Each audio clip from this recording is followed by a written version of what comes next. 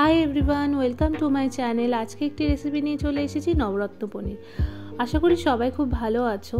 তো এই রেসিপিটি কিভাবে অনুষ্ঠান বাড়ির স্টাইলে ঘরে বানানো যায় চলো দেখে নিই। প্রথমে যে সবজিগুলো লাগছে আলু, গাজর, বিনস আর ফুলকপি, ক্যাপসিকাম, কড়াইশুঁটি।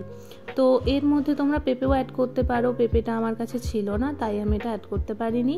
ফুলকপিগুলো কিভাবে কেটেছি দেখে নাও। এটাকে আমি 4 ভাগে ভাগ করেছি, একটাকে 4 ভাগ করেছি, তোমরা 2 ভাগও করতে পারো। তো সমস্ত সবজিগুলো দেখে নাও আমি কীরকমভাবে কেটেছি। বিনসগুলো লম্বা লম্বা করে কেটেছি। তারপর নিয়ে নিচ্ছি পনির। পনিরটা হচ্ছে আমি চৌকো করেছি, তোমরা চাইলে ত্রিভুজ আকার করতে পারো, লম্বাও করে রাখতে পারো। তারপর মশলায় শুকনো লঙ্কা, কাঁচা লঙ্কা, টমেটো, আদা নিয়েছি। টমেটো আলাদা পেস্ট করব, কাঁচা লঙ্কার আদা আলাদা পেস্ট করব। তারপর নিয়েছি কাজু, পোস্ত আর চারমগজ। এটা আমি 15 মিনিট ভিজিয়ে রেখেছিলাম জল দিয়ে। তারপর এটাকে আমি পেস্ট করে নিয়েছি। তারপর চলো এবার দেখে নিই কীভাবে আমি শুরু করছি। প্রথমে আলুটাকে ভেজে নিলাম, আলুটা ভেজে তুলে নিলাম। বাকি সবজিগুলো এইভাবে ভেজে ভেজে তুলে নেবো। তারপরে দিয়েছি তেলের মধ্যে ঘি। তোমরা চাইলে এটা কিন্তু রিফাইন তেলেও করতে পারো, আমি দুটো দিয়েই করেছি। পনিরগুলো ভেজে তুলে নিয়ে তারপর গাজরগুলোকে ভেজে নেবো।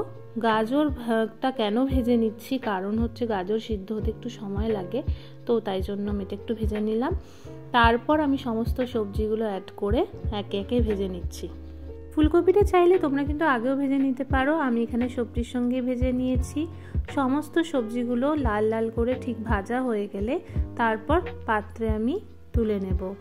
পাত্রে সবজিগুলো তুলে নেওয়ার পর এরপর আমি তেলের মধ্যে দিচ্ছি শুকনো লঙ্কা কুচি।